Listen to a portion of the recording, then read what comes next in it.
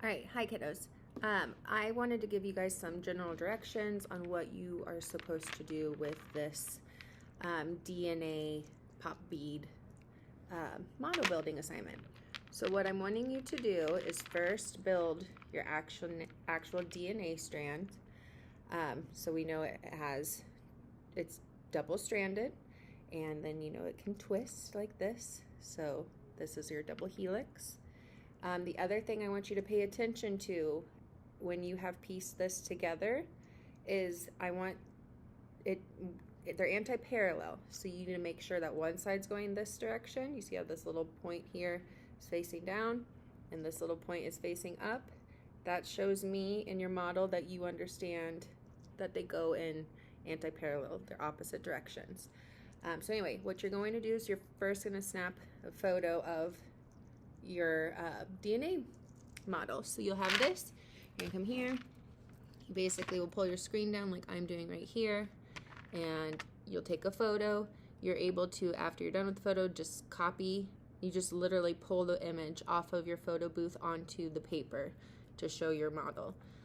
Right. The second part of this is you're going to make DNA replication. You're showing you understand that process. So the way DNA replication happens is the helicase enzyme comes in and it's going to unzip.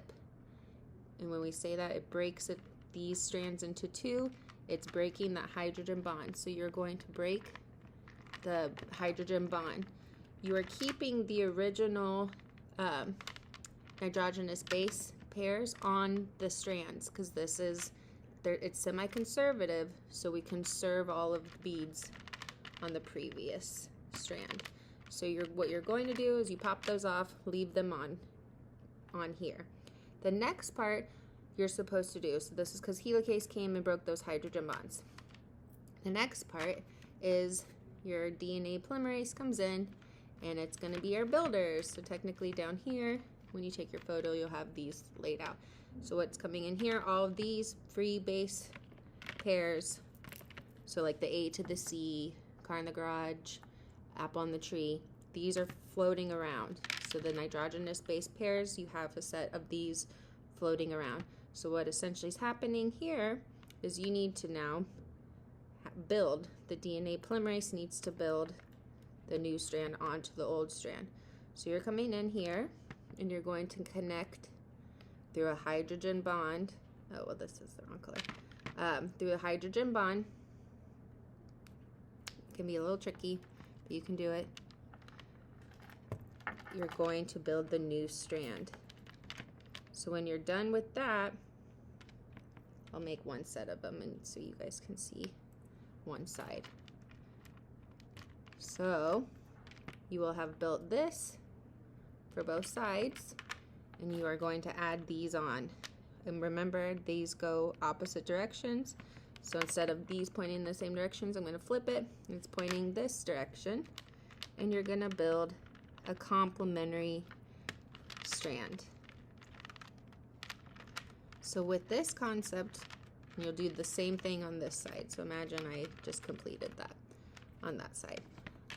Then you'll take a photo of this and put it on your paper. So what you have seen here, from the original strand, we have divided it into two strands. So this is the two new strands that are semi-conservative because they have part of the original strand connected. All right, so that is how you'll fill out the worksheet you do after this. Again, you'll snap this photo showing you know where the enzymes go. And then you also, on the next worksheet, we'll talk about ligase, which is the glue that fills in the fractures. So, all right, hope this helps. Good luck.